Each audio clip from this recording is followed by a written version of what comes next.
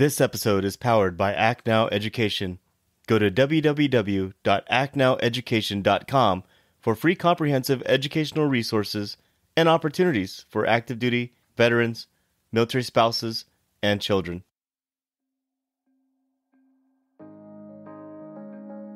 Your compassion, dealing with people in their worst situations every day, is the most vital resource you have in those interactions.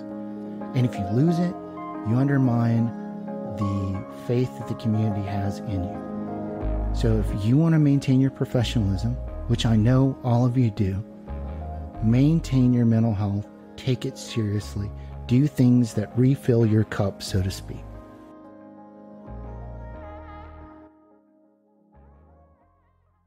Warriors, fall in. It's time for formation. I'm your host, KP, today, and first and foremost, I want to introduce the man in the making, my dude, aka future military officer and fellow co-host, Avi.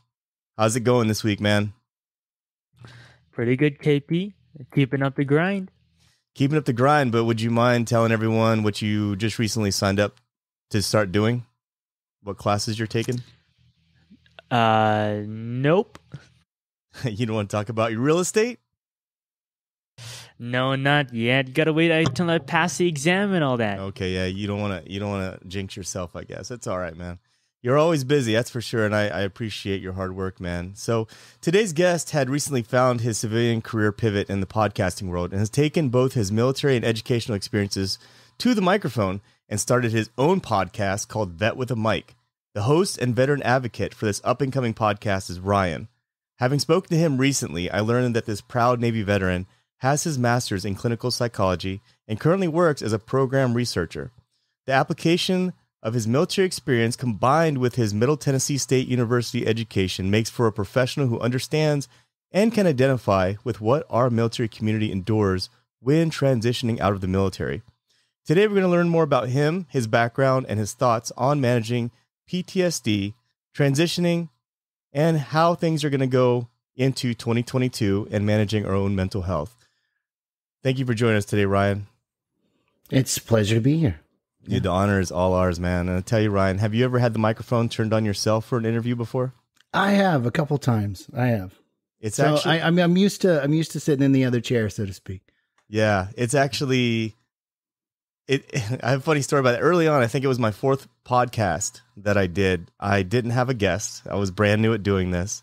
And so I thought, I got to publish something. So I turned the microphone on myself and I did a episode where it was get to know the podcast host. And it was really difficult, man. I don't know what your experiences was like getting started, but getting the courage to just sit in front of this microphone and video and talk. And it was nice because I just kind of spoke from the heart. And I got a lot of really good feedback from that episode. Actually, I was quite surprised, but yeah. So thank you for joining us today. And Ryan, with all your experiences in education, would you mind telling us what inspired you to get out of the Navy and start studying psychology? Oh, well, I wish that there was a neat story there, but much as most things that happen in my life, I kind of fall into it. But I did 5 years in the Navy, and my last duty station, I was just burned out, man. I was tired of the lifestyle. I had moved several times at this point. My first 2 years, I did mobile security, so we were on the move a lot. I mean, I probably went to at least 10 countries my first year. It was pretty daunting. And so by the time I got to Europe for my next duty station, I was just wore out and I was looking for something new. I had this longing to go back home, but little did I know that home wasn't what I remembered. So I got out, and I make the joke all the time that there was a me-sized hole in the wall. That's how quickly I wanted to get out. So Looney Tunes style. And I thought I had a plan, but as most people can kind of relate to, our plans fall apart pretty easily after the uniform, because most of the time we're trying to do it, several thousand miles away. So when you're trying to plan that next move, there's just a lot of variables that you can't really handle being in a different geographical location. So I got out and spent a year, maybe a little longer, kind of floundering around a bit. And I said, you know what? I'm going to go back to school because I had tried college before and had kind of spun my wheels a bit. And so I thought, all right, well, let's just try it. I mean, it's paid for. I might as well use it. And I went to the campus and I really kind of felt out of place, obviously, because I was 30 at this point. Most of my classmates were in their early 20s. And I just happened to really connect with a couple of faculty members during my undergraduate. I really loved psychology, or just understanding human behavior generally. And I kind of had a knack for it. So a couple opportunities opened up for me. I took advantage of them, and I decided, well, you know what? You can't really do much with a bachelor's in psychology. Lots of bartenders have a bachelor's in psychology. So I decided I'd go into graduate school. In graduate school, that's where I really found my groove. Of course, research is really important at the graduate level. But I noticed that within our military community, there was just a lack of, I would just say, trust that was coming from the military population towards mental health providers. And so I went, well, what can I do to help? What can I do to kind of change that? Because underutilization of mental health services is to our detriment. So that's where I kind of just started to float towards that direction. Yeah. Yeah. And, you know, I transitioned out of the military myself. I did 4 years enlisted National Guard, and then I did 4 years active duty as an officer, commissioned officer. And I got out in 2007. And 2007, I know you joined the Navy in 2009. In 2007, there wasn't a whole lot going on. And I actually spoke to Scott from Drive On podcast yesterday, and he told me that when he got out, he was just trying to pass, trying to say, yes, sir, no, ma'am, 3 bags full, just to get through all the counseling and the out processing, I guess, after coming back from Afghanistan. And I kind of did the same thing too in 2007. You know, being an officer, I was able to kind of just get the check marks and get out. And I did not seek counseling. I did not want anything to do with the VA when I first got out. And it took me years before I finally came around to. But I want to ask you, Ryan, mental health wise, and the experience that you do have with your education, do you find it more difficult to work with the veteran community versus the civilian population? What are the differences that you see there? It really just comes down to culture. I would say, I'm tempted to say yes, that working within military populations is more difficult, but that's mainly because of there's some cultural things that you need to kind of clean up. Number one, whenever somebody goes to a mental health provider in the uniform, while they're still active duty, they need to understand that a mental health professional, their goal is to protect the mission, not just the person. And so if you talk to somebody while you're in the uniform and you say something that makes you, dare I say, compromised towards your mission effectiveness or your mission readiness, that person has to make the judgment call of whether or not to inform your chain of command.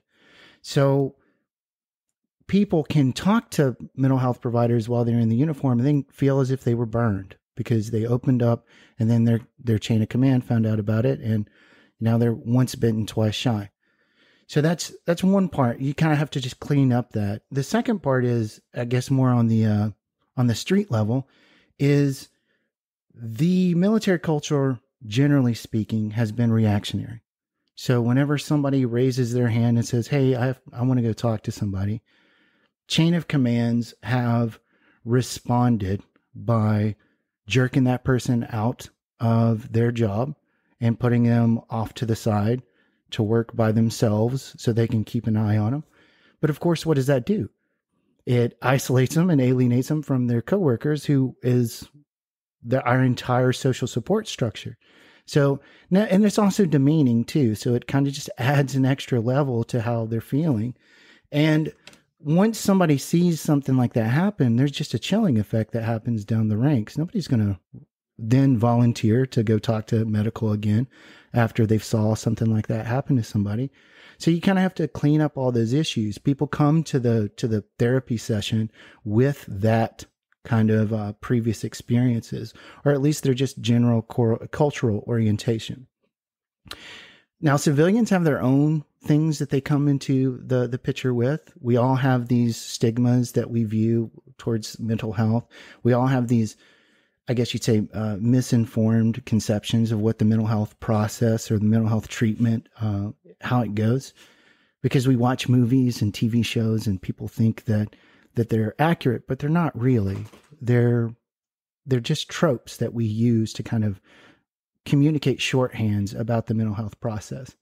There is no magic test. There is no magic session that somebody can come down and sit in an office somewhere and then all of a sudden, whoop, everything's going to be fine. It takes a lot of work. It takes a lot of effort to work on your mental health, and it's a long and arduous process. So just to kind of, as a caveat there, I at first, during my training, I avoided working with veterans. I didn't want to, because I knew these things about our culture. I was like, there's no way I want to like weigh into that stuff again, right? Because I saw it with my own my own two eyes. I knew about it firsthand, and I just knew that it was going to take that much more work to kind of undo all of that. But in my own private life, my personal life, I came across a provider in my own treatment that was not culturally competent, so we say in the business. And she alienated me and undermined the therapeutic relationship really quickly because she asked me not to use profanity in the session. And that's kind of just one of those things. You're not really supposed to do that. That's called imposing a value upon your client. It's not copacetic to do that. And so I had a reframe after that, because I went, look, here I am. I've been trained in a lot of the stuff that she's using. And if I put myself into the position of my brothers and sisters in the uniform, if this was them sitting in the chair, so to speak, how would they have responded? And I assumed that they probably would have went, oh, okay, yes, ma'am. And then just never went back. And that's a giant problem for our veteran mental health. Definitely agree, Ryan. And that subject, especially since it hits so close to home, just has so much weight. Now, speaking of those cultural differences between the military and the civilian world, that's something we like to talk about a lot, especially in this podcast. Yeah. Now, when you were transitioning and seeing those differences, did that come as a culture shock to you? And just so for anyone listening, how can other military veterans, particularly those interested in psychology, can rid themselves of these misconceptions and these stigmas around their mental health and the mental health of others? Well, that's a long question. So let's start from the top. Was I surprised during my own transition? Yeah, but it was a way that I didn't really fully understand at the time. I knew that I generally felt a little disconnected from people. I didn't understand why.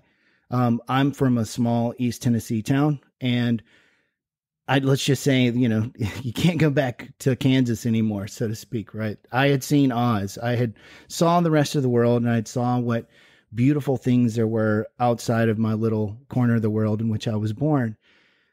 And just on that basis alone, it's really hard to connect with people who have not had those same experiences. I make the joke all the time. Back where I'm from, people go to vacation to Panama City Beach, and that's a big deal for them. Well, I laid out on beaches in Taormina, Sicily. Like, it's just, your worldview is going to be completely shifted after that. And so I did not prepare, excuse me, I guess the military, the Navy did not really kind of shine a light on those kind of issues moving to life after the uniform. So I found that I had a lot of trouble connecting with people who just didn't understand how the world really was. I know that kind of sounds a little condescending, but it's just, you don't know what you don't know. And there's just so much of the world that people don't really get exposed to. In the military life, you're exposed to so much. So I did notice, however, whenever I started looking at the clinical literature during my training, and I looked at how military populations report, I noticed that those kind of thoughts and feelings were reported often by people that they were interviewing from previous service members. So it was something that was pretty common. I didn't understand how common it was, obviously, at the time, but I felt really alienated from other people because I just didn't relate to them anymore. You know, I knew what it was like to live in Europe. I knew what it was like to be in the Middle East or to Africa. Nobody could really relate to those lived experiences. So I guess the only remedy that I found to that was I started to try to cultivate relationships with people who had the veteran identity. So regardless, and let's clear up something really quickly. The word veteran is a pretty poorly defined word because the experiences that you can have in the uniform vary so much. You can be like KP and be a National Guards member, and people think, oh, well, you just stayed at home the entire time. But no, not really. You can go to lots of overseas deployments. You can be somebody who is in the high speed jobs, as we've kind of talked before. And that doesn't mean that you've seen combat, but you can be in an admin position and then just happen to be in go on deployment and be in live fire. You just never know what experiences you're going to have in the uniform. So there's no prototype, there's no model that we can look at and say, this is what a veteran is. But we do have an overarching culture that we all share. We all have this idea of answering the call. Unto us before others is kind of the creed in which we all have inborn to us. So if you can connect with people who have that overarching culture and they've had similar experiences, maybe they haven't been to Europe, maybe they've been to Japan, but they know what it's like to be a foreigner, to live in a culture that's not your own. They know what it's like to live in a place where no one speaks English.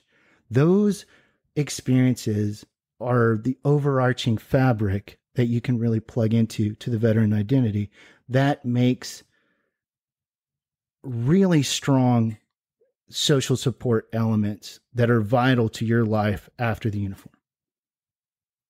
Yeah, Ryan. Definitely. Certainly. Oh, sorry, KB. I'm just going to hit him with a follow-up question go here. Go for it. Hit it.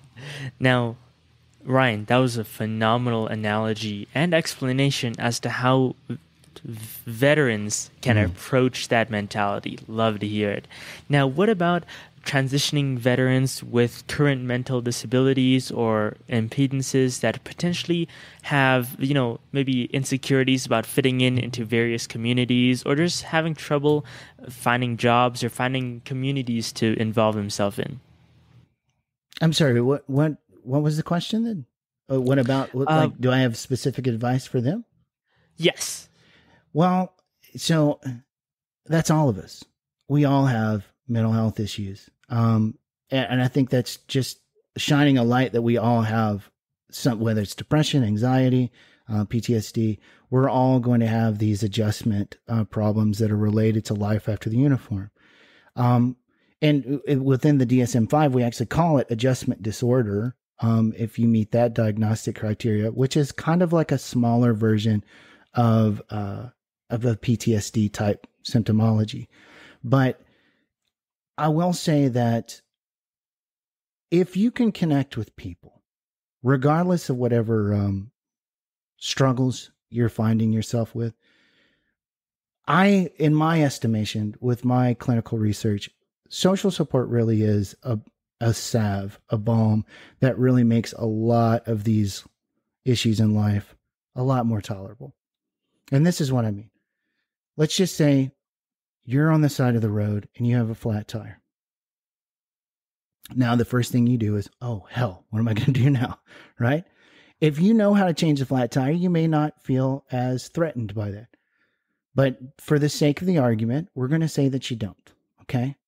So as soon as you have to meet that challenge from the environment, if you have 5 people that you can just rattle off the top of your head that you know will come to your aid and help you change that tire, just imagine how much less threatening that stressor becomes. It just, the bottom drops right out of it. And it's synergistic too, because as soon as that person gets there and they help you change that tire, you can directly benefit by learning how to change the tire so you don't need them the next time. Right? So these things, when it comes to utilizing social capital and these social support elements, they are so powerful. They not only address the stressor you're dealing with right now, they address the stressor you'll deal with tomorrow. And they up your sense of self-efficacy, this idea that you can handle whatever the environment throws at you. People, your relationships, are pretty much the launching points for your self-efficacy. So regardless of whatever you're coming to the table with, if you can connect with people and not shy away, not retreat from them, but actually engage with them, your ability to navigate whatever you're going to face after the uniform the probability of you being successful is going to increase. What an analogy. I love that. I've worked on it a time or two. Yeah. There's several things that you talked about, Ryan, that got me thinking, going all the way back to what you talked about, chain of command, pulling folks out of the ranks.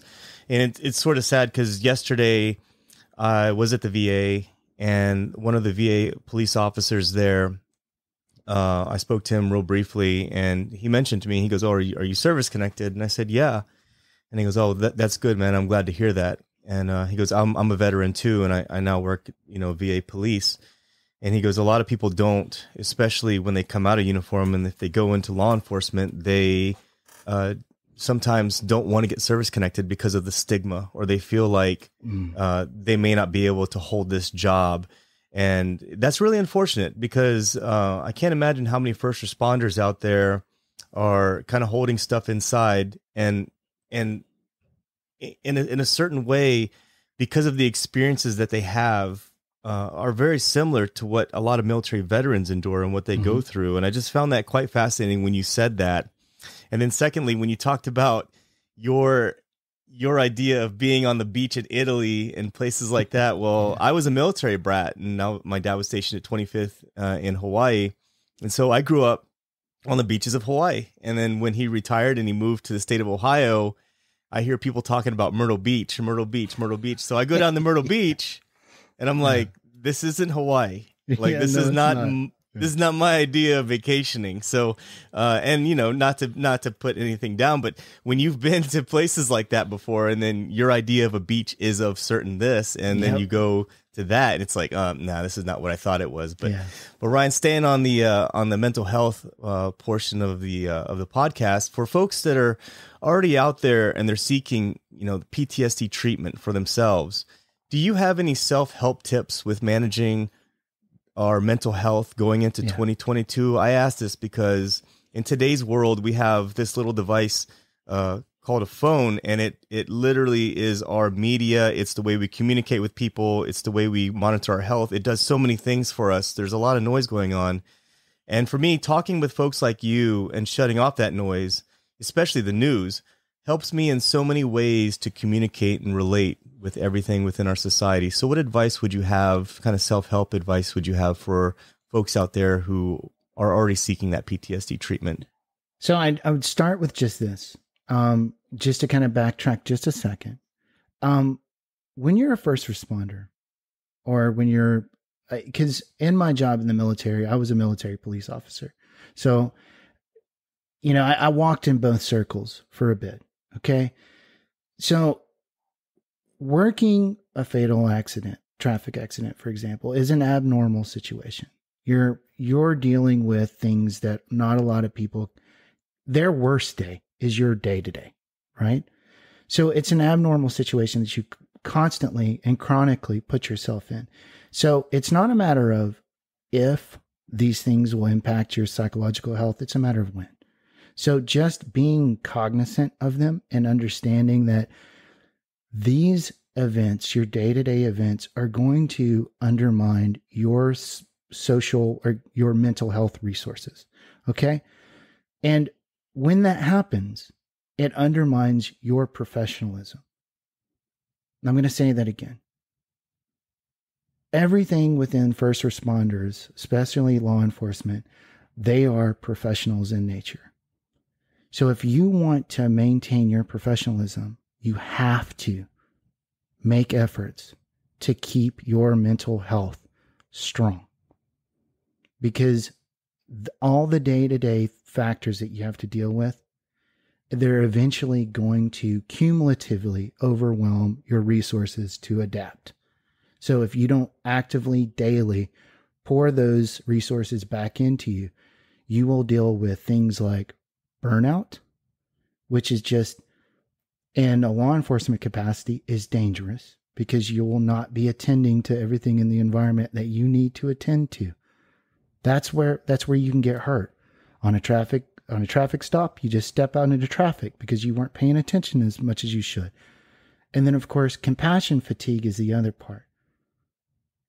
Your compassion, dealing with people in their worst situations every day, is the most vital resource you have in those interactions.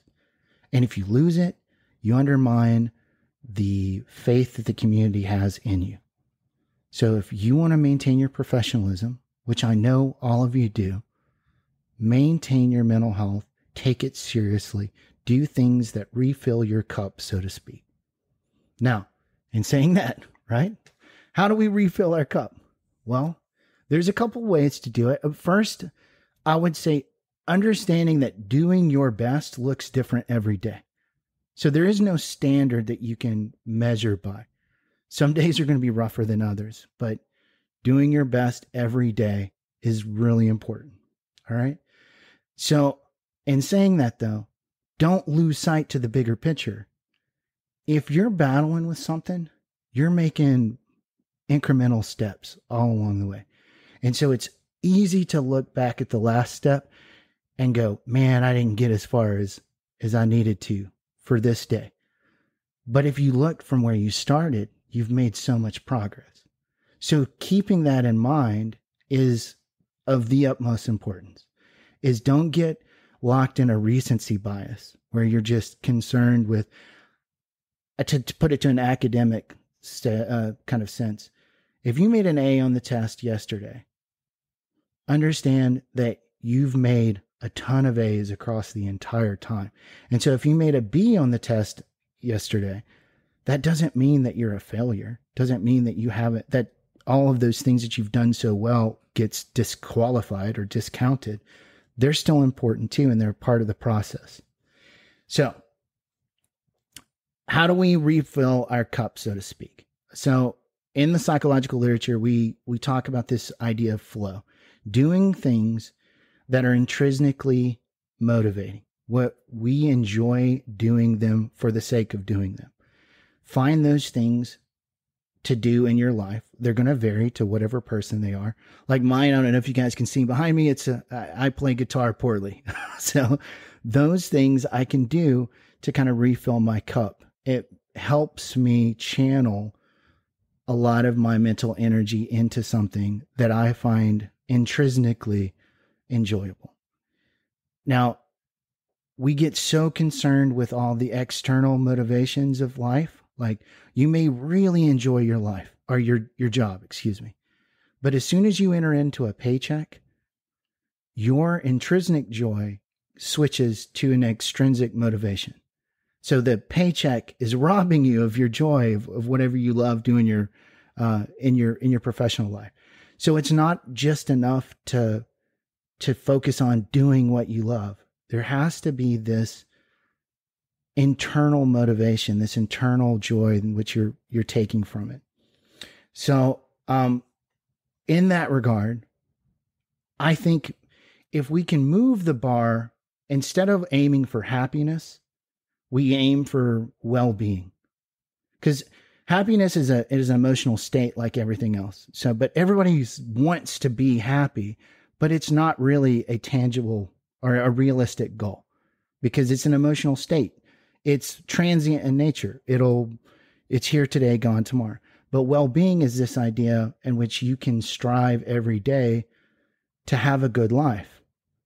Just that small reframe helps people understand that it takes a lot of pressure off of themselves to be happy. Because when you're happy and you're comparing it to the happiness standard, it robs you from being happy in that moment. Because you have to have things perfect for happy. And there's never going to be a time in which you're going to have perfection, right? And then whenever you're at a low point, you're in a valley, it makes the contrast feel even more so, right? Because you have this perfection that you're failing to meet even more so in this lower period in your life. So having said all of that, aim for well-being. And so people who have a lot of well-being in their life, they do a couple things. They do a lot of things that utilize flow. But most importantly, yet again, I kind of feel like I'm harping on the same topic here, but they show a lot of gratitude. They show a lot of gratitude towards other people in their life. They express their graciousness and their thankfulness for people every day. And that boosts their sense of well-being because it reframes their mind. Because gratitude is the antithesis of entitlement. And it's easy to start thinking about what the world owes you for your service. Because, hey, we sacrificed a lot. That's a normal feeling to have, that people don't understand all we have given up for them. But it's also one that will suck you down if you let it. If you can flip that frame and just talk about gratitude, being grateful for existing, being grateful for the people that you have in your life every day and the joy in which they can bring you, or just the support they bring you. And those kind of reframes are really powerful to move into this sense of well-being. So I say that to say this idea of gratefulness and gratitude, it's a force multiplier too. Because people want to be around people who show that they appreciate them a lot. So sometimes as from us veterans, we have trouble expressing our feelings and our emotions, specifically even positive ones, which is odd. We're really quick to tell people how pissed off we are, but we have a difficult time in expressing those positive emotions. But when you do, the loved ones in your life really appreciate it. And they will want to do more for you because you're expressing gratitude for them. And people like to be around people who are grateful for whatever interactions they're having with them. So I guess that's my little 2 cents there. Show some gratitude. Find something to do that you really love. Connect with people by doing the things you love, even like going to the guitar or going to the gym. You meet people doing the same things that you're doing that you love, which it just adds to your social capital. And all of these things you can see, they kind of build upon themselves. Yeah, I know that was a long-winded answer. I'm sorry. No, I totally understand what you're saying, man. And, doing these podcasts and speaking to folks like you is really what fills my cup, because even though I live in a huge city of Los Angeles, you would think that I'd be just a few houses down from another fellow veteran that I can speak to. And I really don't have anyone in my family around here. And I have very few friends that have actually been in the military before that I can talk about. And my civilian friends, they don't understand the connection that we have. But, this is one of the main reasons I have, aside all the help that he gives me and all the assistance that he provides for the podcast and the support. This is why I have Avi here. Avi has no idea what it's like of being in the military, but someday he's going to be a military leader. And having him part of this conversation and having him understand the folks that he's going to be leading and what they're going to be enduring and what they're going to be going through. I think that's a step in the direction that us veterans need to take as far as mentoring folks that are going to be future leaders. And Avi has been on so many different podcasts, and I know he does his best to try to relate to everything. And he's an extremely smart professional himself. It's something that's actually something I think that we need to focus on more, is getting in touch with some of the guys and gals that are going to go in service and having them hear things like what you just said about gratitude and self-help and that level of happiness. And man, I can't explain to you like how impactful like your entire statement was right there. It was long, but at the end of the day, it made a whole lot of sense. And I was talking to you yesterday. You're very well spoken. And when we were speaking offline, you caught me saying something that I never really noticed myself saying before. And it was when I said, I just did this when I was deployed. And it kind of made, and you caught me and you said, why did you just say that? Why did you just say, I just did? And I thought to myself, yeah, why did I just say that? Why did I just like basically dumb down my own military combat service? Would you mind speaking a little more on your experiences and how you actually caught that? Do you catch a lot of veterans kind of talking themselves down? I do. And we cut our legs out from underneath us. And I guess it first entered into my awareness is whenever I was doing it to myself. And then I started just kind of go, why am I doing that? Why am I undermining and just taking the legs out from underneath my own quality of service? And I think there's a few reasons why I feel like we do that. One is because of those variable of experiences that we just talked about. There's so much variation within the uniform that we don't really accurately assess what our contribution is to the greater mission. Now, I talk about this a lot on my show, but only about 15% of the entire uniform carry a weapon for their job. That means 85% of the rest of the entire uniformed services do not have combat roles. Now, of that 15%, you can just trim that down to another 15%, actually have combat experiences. And yet, when you watch TV, when you watch movies, that's the only part that ever gets shown. Those are the only media representations you ever see, because they're the sexy ones. They're the sensationalized ones, right? They're the heroes.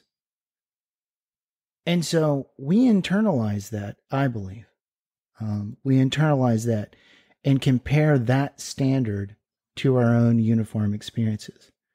Now, there's a reason why Special Forces guys are elite, because they're very statistically rare. If everybody could do it, they would.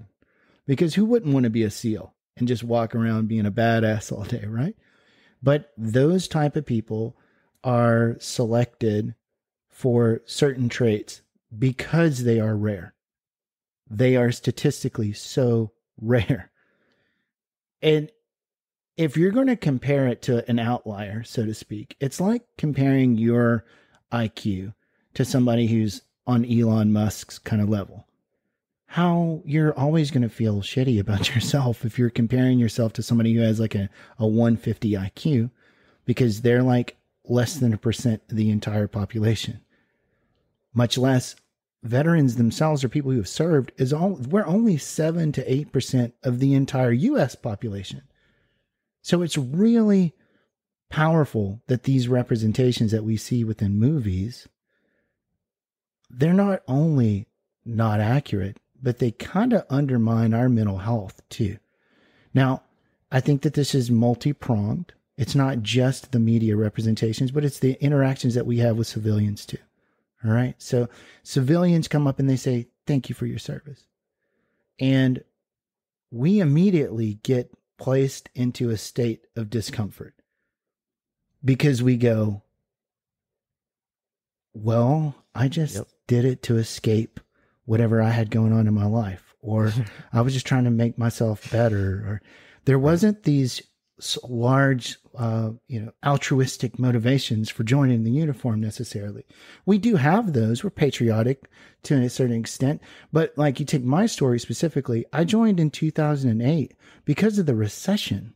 I was 24 when I turned in, when I was in basic. So I joined because I was running out of road, right? It wasn't because I had some love for the nation necessarily. I had to do something to eat. Mm-hmm. And I was just a poor white boy from East Tennessee, man. I had to do something, right? So when people have those, they come to the uniform with those kind of really, let's just say, difficult pathways. When you say that to them, it puts them in this state of, well, I'm not a hero, man.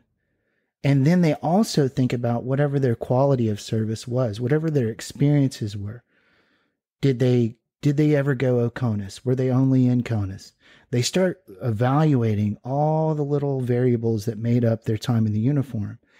And they're comparing it to this standard of people who are statistically so rare.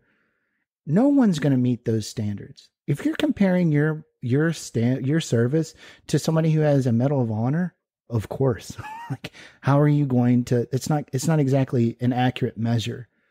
And so I think what happens is when we have these interactions, we have these unrealistic standards that we're comparing them to.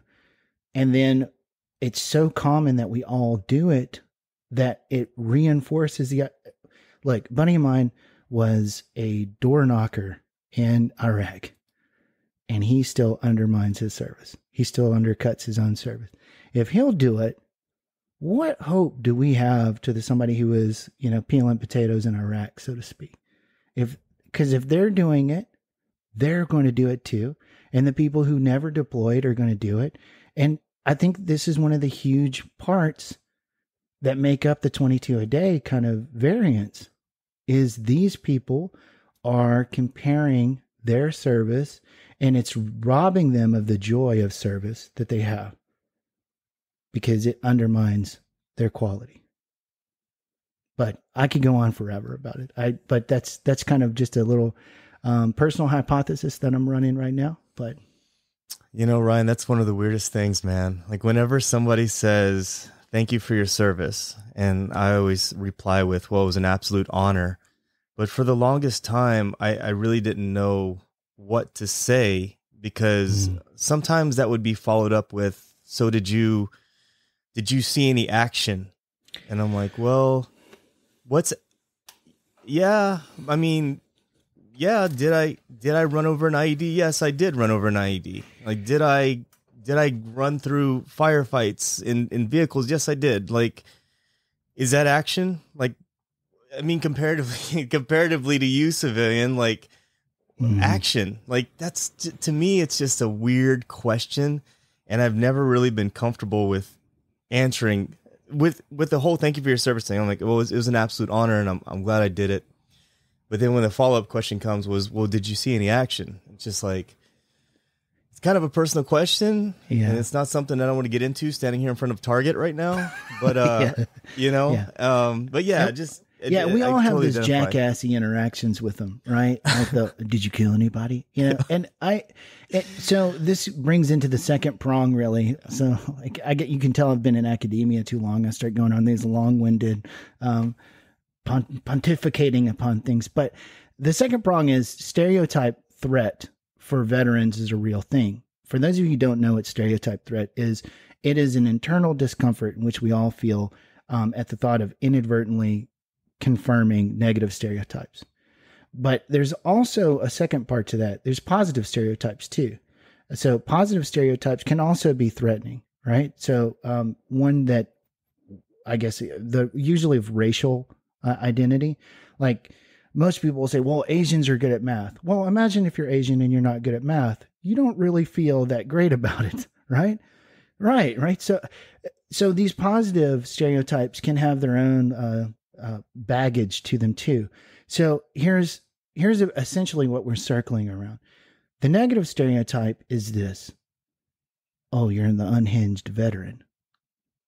You're the oh, is he PTSD Pat or something, you know? And we kind of self-censor and only portray ourselves in the way in which we can, to make sure that we're not confirming this negative stereotype they may have about people who have served. But the positive stereotype is this too. We have to do something to maintain the image of our brothers and sisters who lost their lives in the service, people who've gave so much across time. So we don't want to do anything that to discredit their memory, their legacy.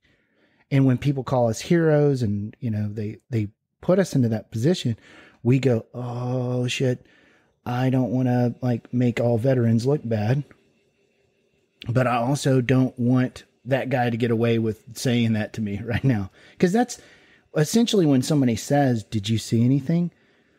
They're actually adding an evaluation on you. They're assessing you to their standard. Did you do enough? Well, did you see any combat? First of all, 85%, like we just talked about, are not in those kind of positions the first damn place. Second of all, screw you, dude. What did you do? All right? You have no way of qualifying or quantifying my experiences that I spent in the uniform, which is funny because I'll hear stuff like this just to make you feel a little better. Well, it's not like you did anything dangerous. You were in the Navy.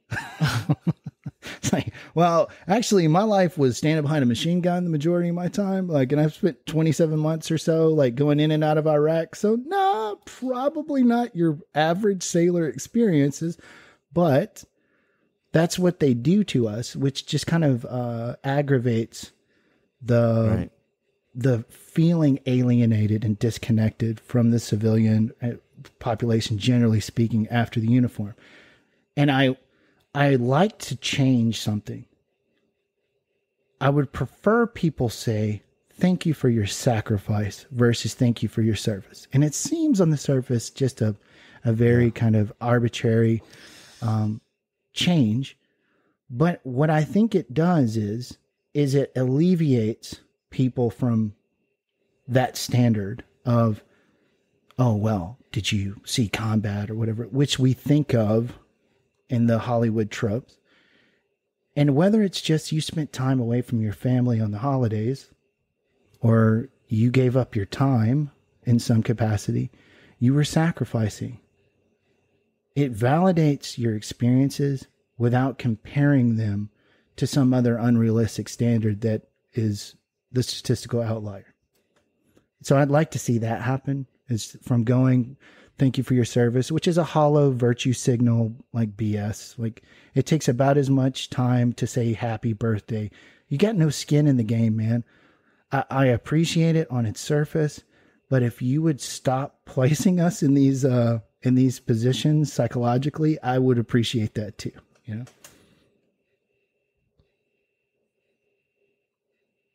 100%. Now, I'm going to be addressing veterans as thank you for your sacrifice from now on. I appreciate for sure. that. Yeah. Definitely. But that was very, very powerful, Ryan. Adding on your own experience into the lessons you've learned and the experiences that you've seen firsthand is like no other type of learning, and that's phenomenal. And it gives us a lot of perspective on how to approach any of these people that we might meet out in the wild or in the civilian sector. I like that. Or even, wild. when I transition into the Air Force, how I can interact with these people and make sure that every second counts. So that's amazing. Now, speaking of the wild, when you were transitioning out of the military, would you mind sharing your experiences and some of the more important takeaways that the audience members would definitely learn from? So my experiences, I talked a little bit about this, but I was going through divorce whenever I was getting out. So I was pretty much displaced in every sense of the word, getting out of the uniform. But, if I didn't have my sister, if she didn't offer me a place to stay, I would have been in some pretty dire straits. So I can just say, from off the top, don't be too prideful. Accept help from people as much as you can. Utilize the resources you have available to you. Even if it's, I felt some kind of way about moving back into my sister's house. You know, I mean, I felt like less of a grown up or less of a man, but what were the alternatives? The street? I mean, we don't want to be too prideful, and I get it. We're a prideful bunch, us vets are, but we have to take advantage of the resources that we have available to us. Secondly,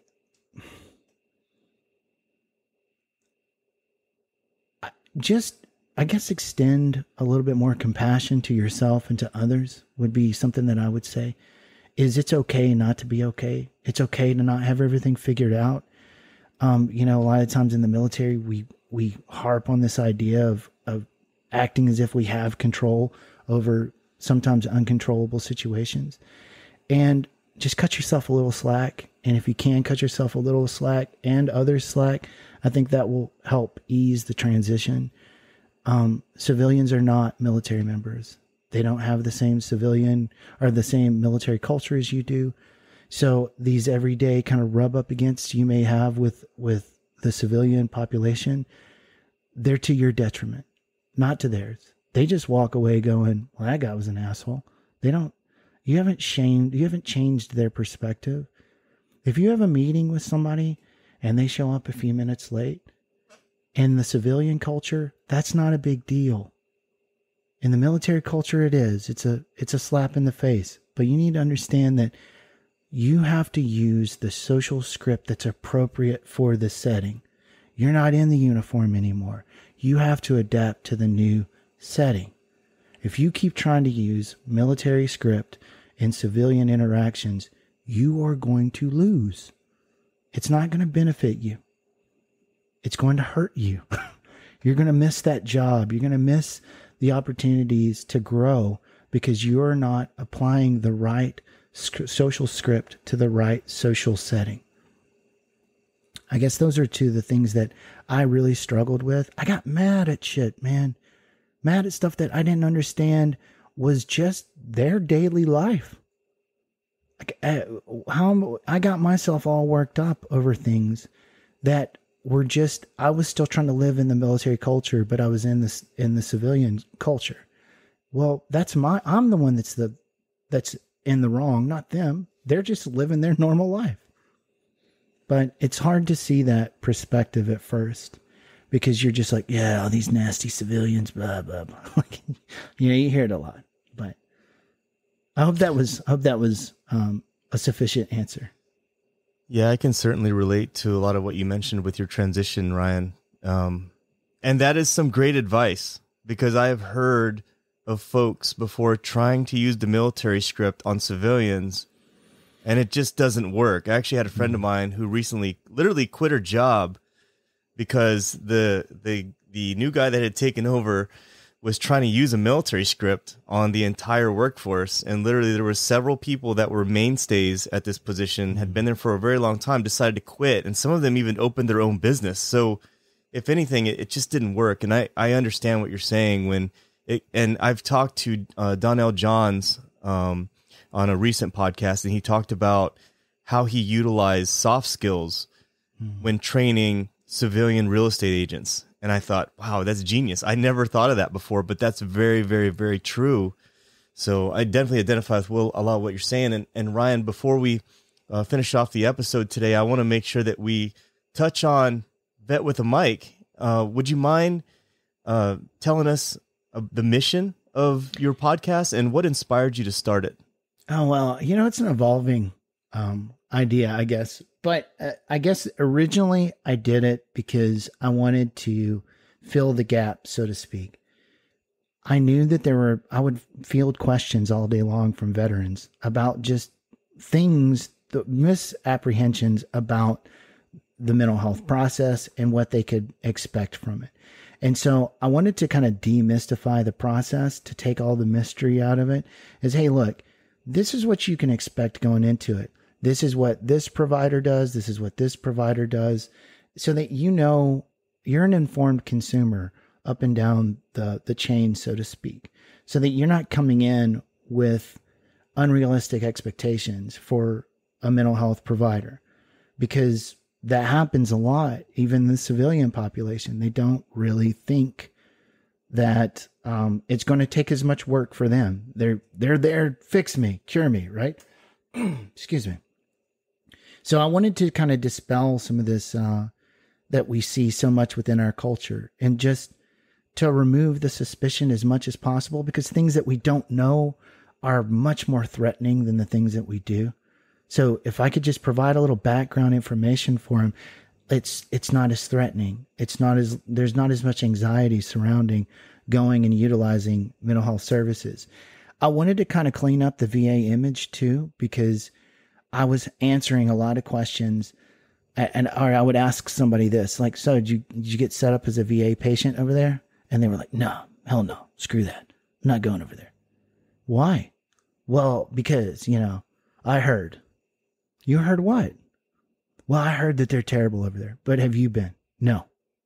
Well, how do you know? You're basing your entire perspective off of something you heard second, third hand. It was like, we're messy people too. The veterans are. How do you know that guy was telling the truth? Or at least he was giving you accurate information, unless you're going to go over there yourself.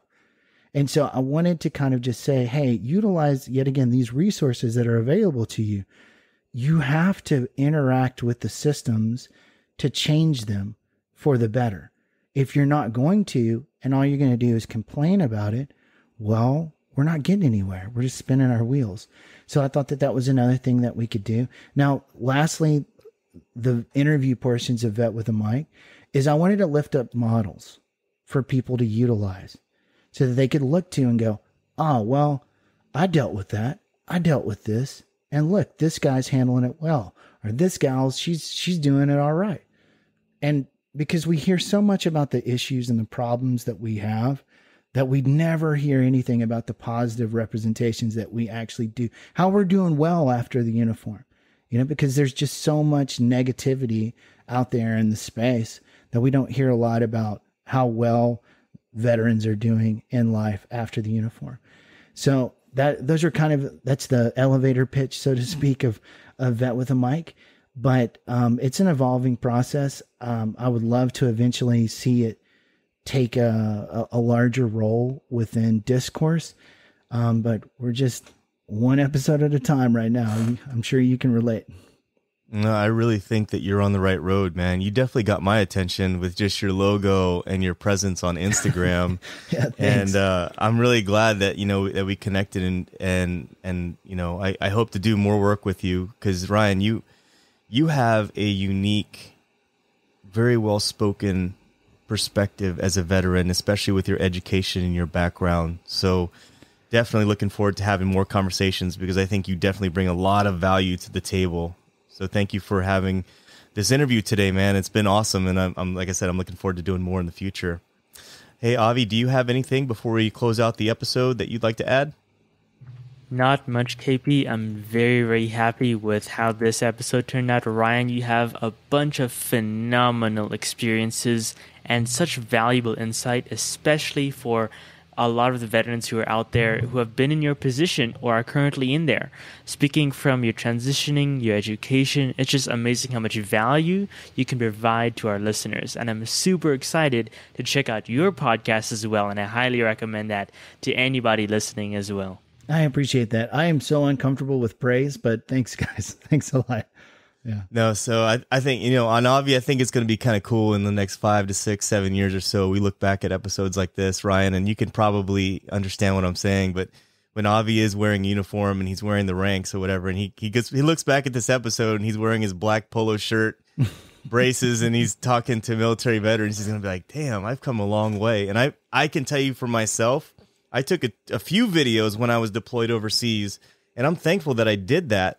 Because, I had forgotten about where I was versus where I am now.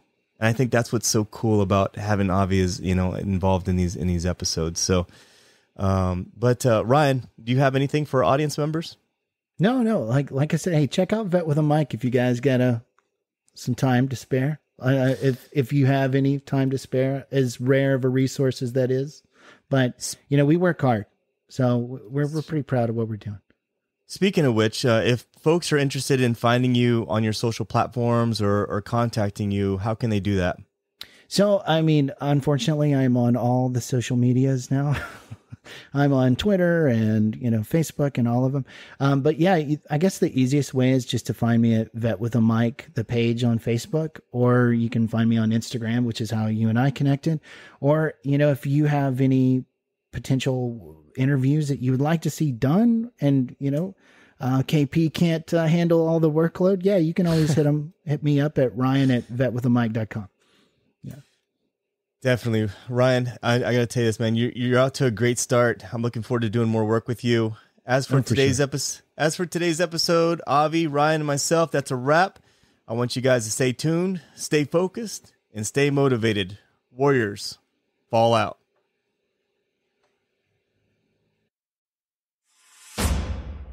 You've been listening to the Morning Formation Podcast. I hope you found today's materials helpful and of value to your current situation. You can connect with me on Instagram at the_morning_formation_podcast, or you can connect with me via email at theformationpodcaster@gmail.com.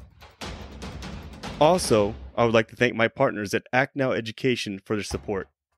Authenticity, community, and trusted is what you can expect from all members of the Act Now Education team. You can link up with them today and learn about some new, free educational resources on their Facebook, Instagram, LinkedIn, or at their website, actnoweducation.com. Whether today's show took you back to a nostalgic time or helped you think about tomorrow, thank you for tuning in, and I look forward to seeing you again. Stay safe and stay motivated. Warriors, fall out.